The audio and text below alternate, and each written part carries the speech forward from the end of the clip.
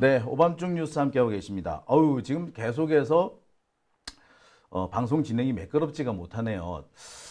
아, 오늘따라 이 컴퓨터가 살짝 좀 뻑이 난다 그러잖아요. 예, 자꾸 렉이 걸리고 이렇게 그런 일이 좀 벌어지고 있습니다. 여러분들 양해 부탁드리겠습니다. 자,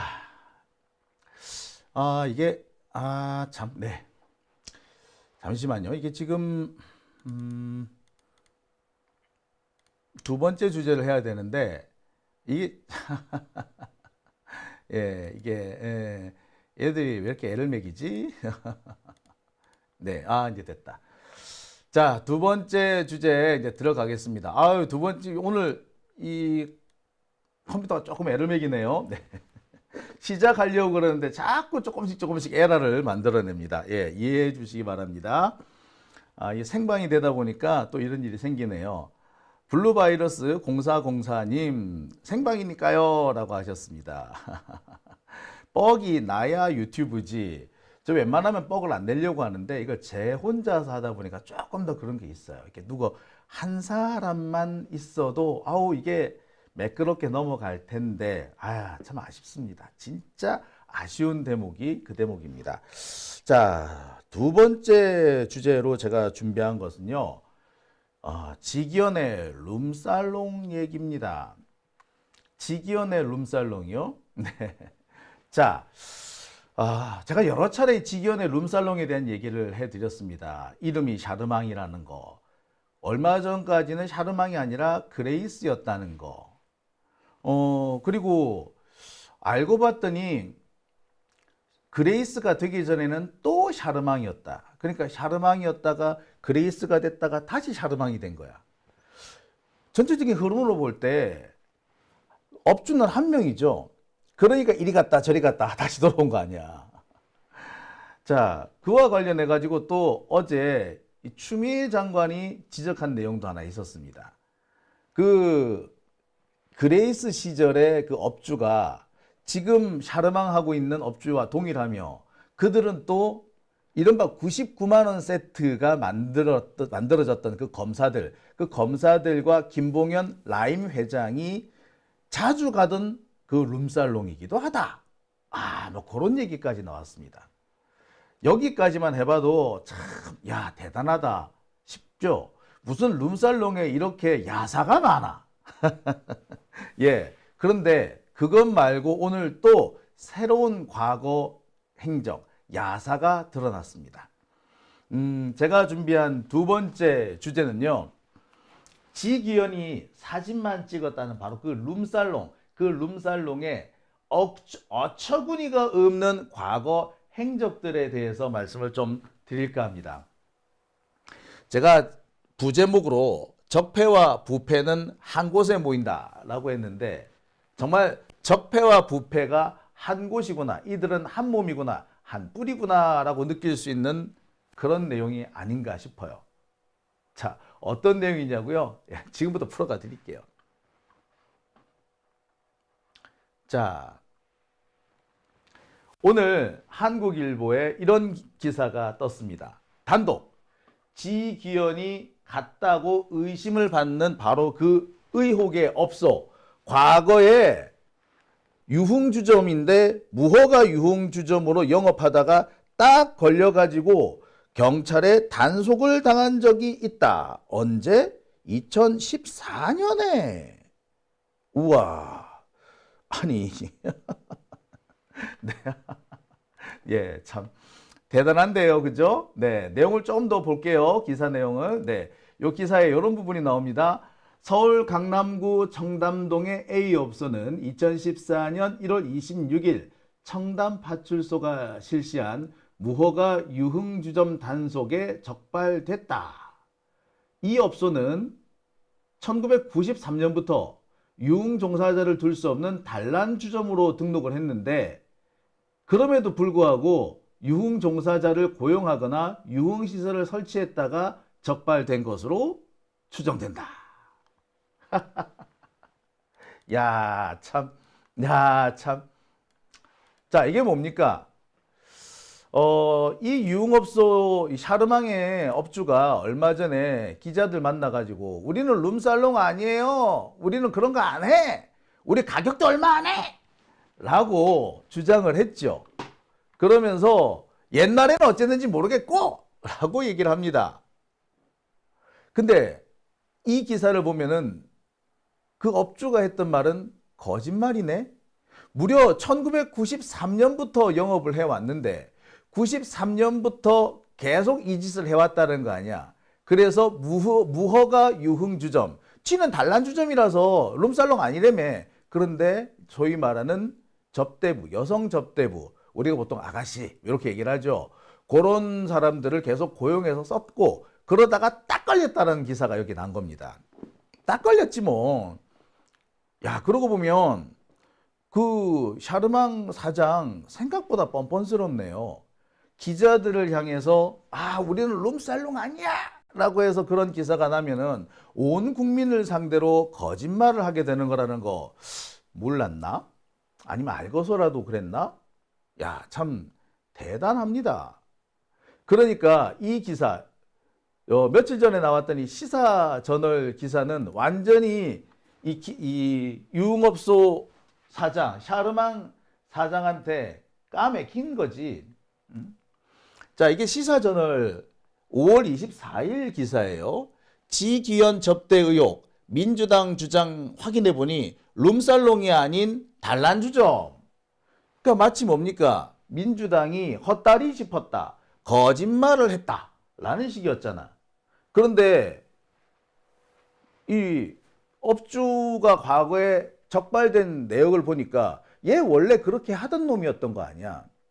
그러니까 지가 단란주점으로 허가 내놓고 유흥주점 영업을 했다라는 거 아니야. 그러다 딱 걸렸다는 거 아닙니까? 그죠? 보니까 뭐 업주는 같은 업주 같네. 자, 어떻게 생각하십니까? 이거 어째야 되노? 어쩌고? 그러면 이 시사저널 이 기사는 뭐야? 단란주점이다, 룸살롱 아니다라는 이 기사는 잘못 나간 기사지. 이에 대해서는 제가 지난번에도 말씀을 드렸습니다. 이 유흥업소들이 이런 짓 많이 한다고.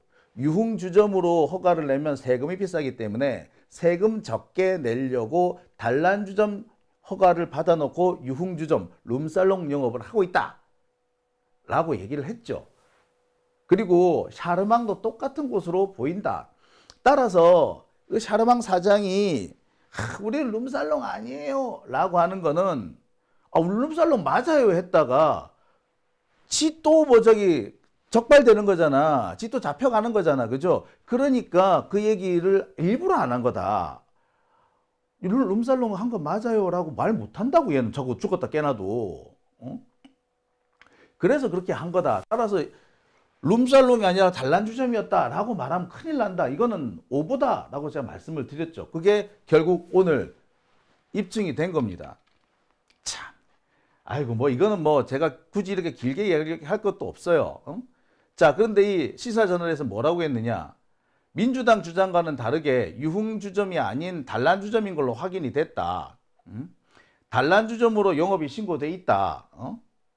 단란주점에서는 노래를 부른 것까지는 괜찮지만 소위 말하는 유흥종사자, 그러니까 접대부, 우리가 말하는 아가씨 이런 사람은 둘 수 없고 따라서 이거 룸살롱 아니다 라고 시사저널이 보도했는데 이 시사저널 보도가 정말 취재도 안 해본 기사라는 게 여지없이 드러난 겁니다. 제가 벌써 말씀을 드렸었어요. 그죠? 자, 그런데 알고 봤더니 여기가 뭐였다고? 어제 추미애 장관이 이런 얘기를 했습니다. 지기현이 다니던 그 술집은 라임 검사를 접대한 룸살롱과 사장이 같다. 그러니까 라임 사태 때 그때 검사들이 뭐 들락날락 했다는 거, 그래서 룸살롱 들락날락 하면서 김봉현 막 봐주고 그랬다. 뭐 그런 얘기 라임 사건 수사할 때 한번 나온 적이 있었죠.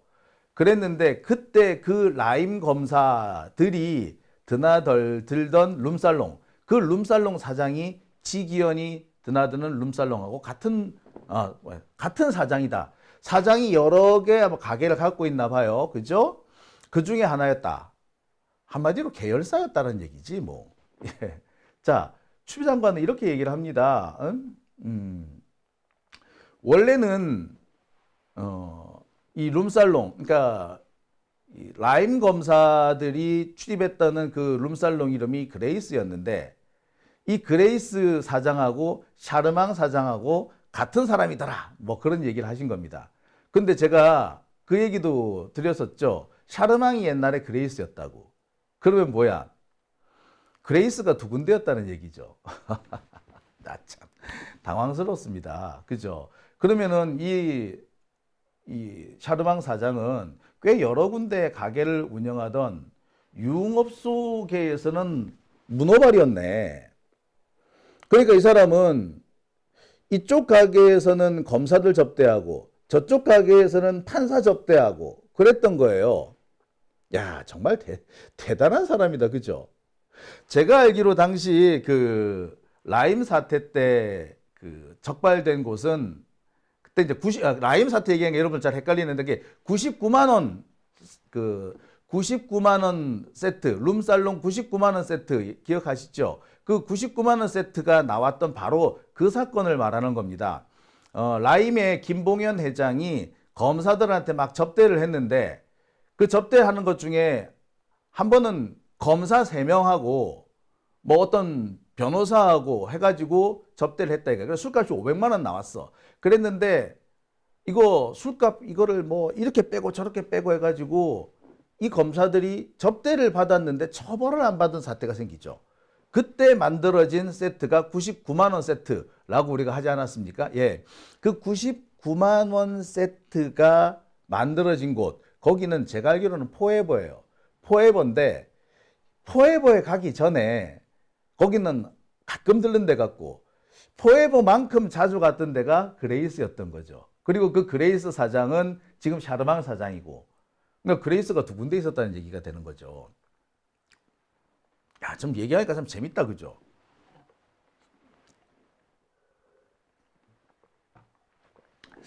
참 이 유흥업소라는 데가 참 우여곡절이 많은 곳이라고 합니다만, 이렇게 참 우여곡절 많은데도 드무네요. 그리고 참 대단하다는 생각이 듭니다. 한쪽 가게에서는 판사 접대하고 한쪽 가게에서는 검사 접대하고. 참. 그러니 기자들이 와가지고 이것저것 질문하는데 거기에 한치의 꿀림이나 뭐 한치의 뭐 기선이 뭐 제압당한다거나 뭐 기죽는 거 없이 뻔뻔스럽게 거짓말을 할 수 있었던 게 아닌가 싶어요. 룸살롱 아니라고, 우리는 절대 룸살롱이 아니야 라고 말할 정도와, 그 기자들 앞에서 그럴 정도면 그 사람 엄청난 거야. 간이 큰 거야. 자, 여기서 우리 잠시 99만 원 세트 얘기를 좀 해보고 들어가겠습니다. 자꾸 99만 원 세트라고 하니까 여러분 기억나실 것 같긴 한데 그 전후 맥락을 한번 살펴볼게요. 99만 원 세트, 여기가 딱 걸린 것은 서울 남부지검입니다. 남부지검에 증권경제범죄수사단이 있었어요. 거기에서 뭐 주가 조작이라든지 뭐 이런 것들에 대한 수사를 하고 있었습니다. 그 무렵에 라임의 김봉현 회장이라는 사람이 검찰 수사망에 걸려든 것 같아요. 어쩌면 김봉현은 자기가 검찰 수사망에 걸려들 수 있다라는 걸 알고 미리 약을 친 걸 수도 있겠습니다. 뭐 그 이후의 수사 결과를 보면은 김봉현 회장은 라임이 그거잖아요. 이렇게 이른바 그 펀드잖아요. 사설 펀드잖아요. 그 사설 펀드를 이용해 가지고 고객의 돈을 받아서 자기 사업에 투자를 해버리는 좀 이상한 짓을 했죠. 자, 아무튼 그러니까 당연히 법에 걸릴 수밖에 없고, 그러니 판검사들이 무섭잖아. 그래서 미리 약을 치려고 다니면서 그렇게 접대를 많이 한 거죠. 주로 어디? 서울 남부지검. 그 서울 남부지검 검사 3명이 라임 김봉현한테 접대를 받습니다. 자, 정확하게는 라임의 김봉현이 아니고 이주형 변호사 역시 원래 검사 출신이고 바로 그 증권범죄 합수단, 그 합수단에 있던 사람인 거야. 이 이주영이라는 사람이 아마 김봉현으로부터 무슨 수임을 받았던가 뭐 그랬던 것 같아. 자, 이 이주영 변호사가 후배 검사들한테 수를 쫙 돌린 거예요. 그게 딱 걸린 겁니다. 김봉현이 그레이스에서 검사들한테 여러 차례 수를 샀는데 그거는 또 희한하게 싹 빠졌어. 싹 빠지고 소위 말하는 이모 변호사, 이 변호사가 후배들한테 술 산 거 요것만 딱 걸렸는데 이때 가격이 500 몇만 원이잖아요. 3명이서 500 몇만 원을 넘었으니까 이거 술 많이 먹은 거야. 그런데 이게 기소가 안 됩니다. 누가 봐도 뇌물인데 뇌물이 아니라고 되는 거죠. 그러면서 뭐가 된다? 김영란법 위반이 돼. 근데 김영란법 위반은 100만 원 이상이어야 돼. 그러니까 이때 검찰이 무슨 짓을 합니까? 500만 원짜리 술상을 99만 원으로 바꿔놓죠.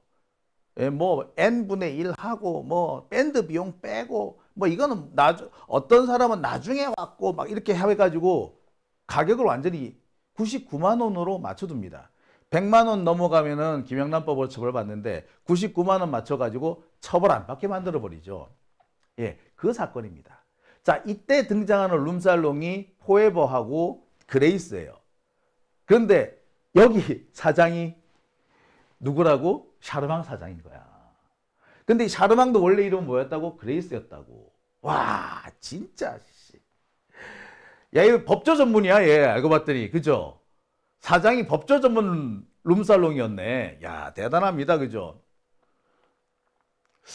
분명히 이렇게 되면 거기서 술 얻어먹은 기자도 나올 거예요. 지금 쉬쉬하고 넘어가서 그런데 분명히 검사들이랑 같이 어울려가서 술 처먹은 애 있을 거야.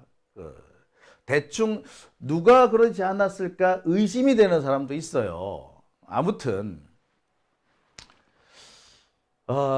보통 그 유흥업소 업주들이 이런 짓을 많이 합니다. 한 군데에서 가게를 하면은 앞서 말씀드린 것처럼 그 단속에 적발되는 경우가 많습니다.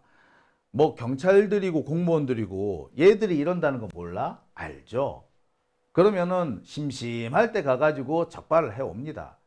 그러면 그게 적발되면 어떻게 돼? 영업정지거든? 세금 때려맞고 막 그래요.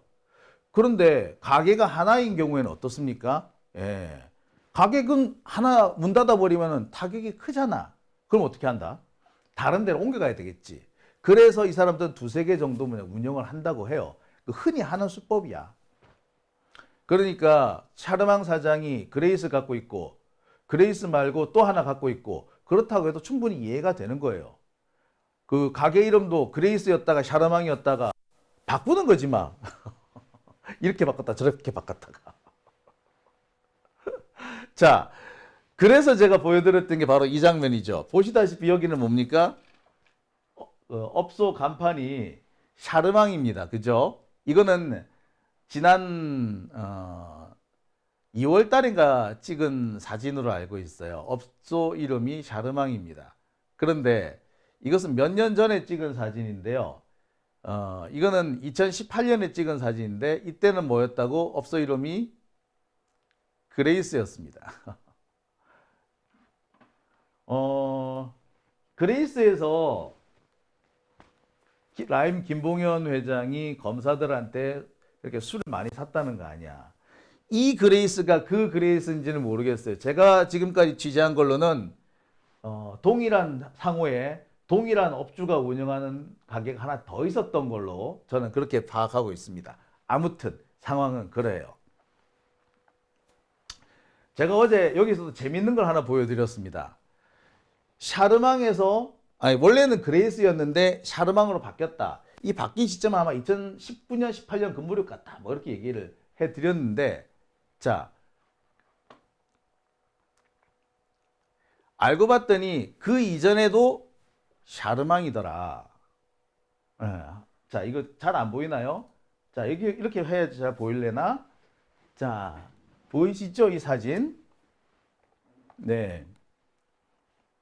2017년 사진입니다. 참 대단해. 자, 이거 좀 제가 이 룸살롱의 역사에 대해서까지 이렇게 설명을 해드려야 되나 싶겠습니다만, 자, 보세요.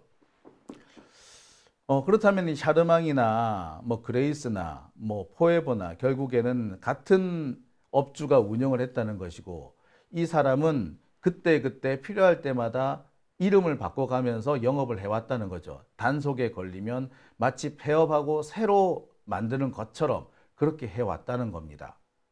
놀랍네요. 그리고 그러다 보니까 가게가 두 군데, 세 군데 될 수도 있었겠죠. 여기서 확실히 알 수 있는 것은 지금까지 기자들이 얼마나 엉터리 보도를 했느냐는 겁니다. 취재원이 어떤 말을 했다고 해서, 취재원이 한 말이라고 해서 다 믿으면 안 되는 건 그건 상식 아닙니까? 그렇죠? 어느 정도 확인 절차가 필요하지 않나요? 근데 이런 확인 절차조차 거치지 않았다는 것이 여기 그대로 드러나는 겁니다.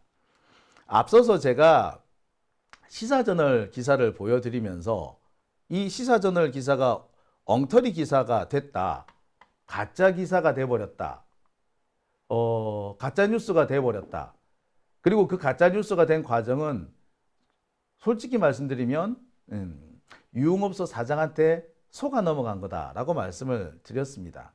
그런데 이런 시사저널 기사와 비슷한 기사가 한겨레 기사에도 하나 나요. 자, 이 한겨레 기사에도 보면 이렇게 되어 있습니다. 지기현 향응의혹업소 사장, 지금은 룸살롱 아니야, 작년 사장은 몰라 라고 얘기를 했습니다. 그죠?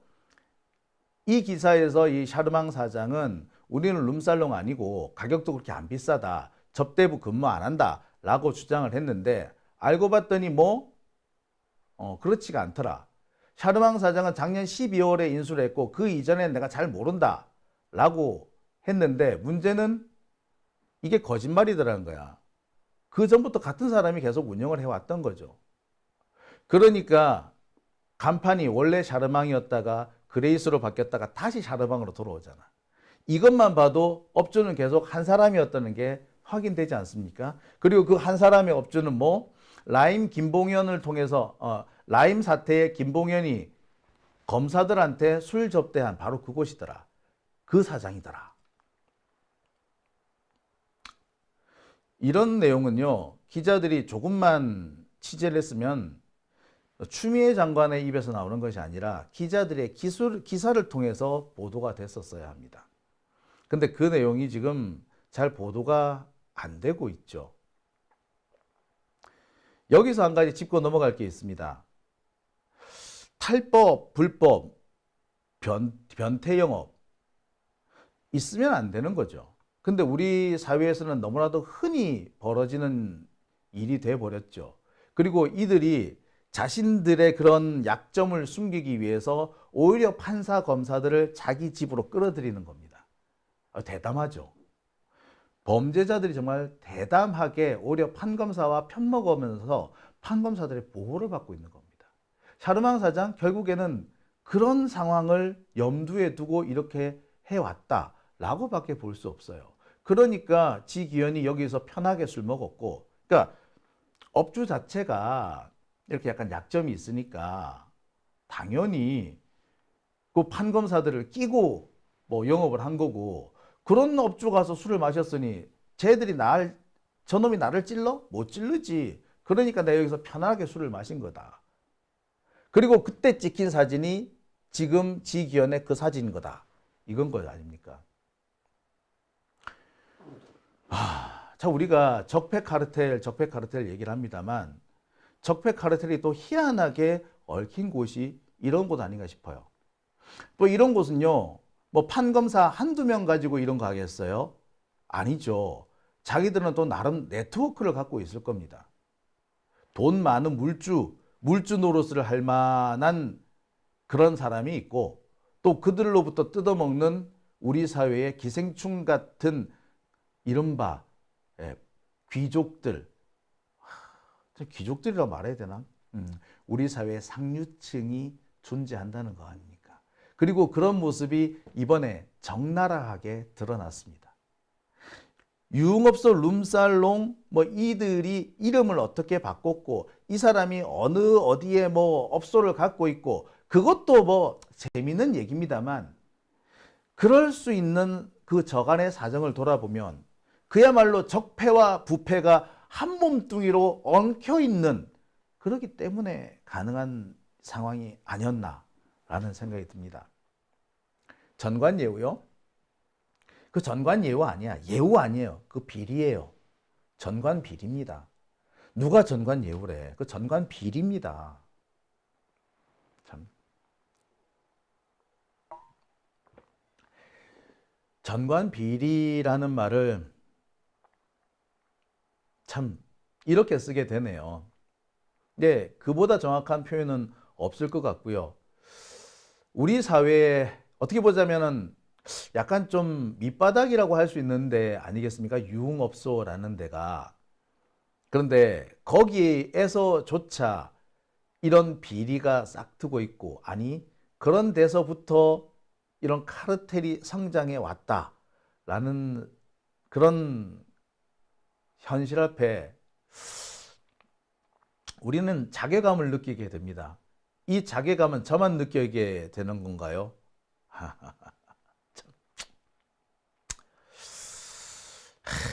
예, 그렇습니다. 예, 참 씁쓸하네요. 마치 영화를 보는 것 같습니다. 지금 이번 지기현 사태를 보면서 여기서 드러나는 여러 가지 민낯들을 보면서 영화 보는 것 같죠. 영화의 한 장면 같고요. 영화 스토리 중 하나라는 생각이 드네요. 자, 오밤중 뉴스 두 번째 주제는 여기까지 하고요. 댓글을 한번 보러 가겠습니다.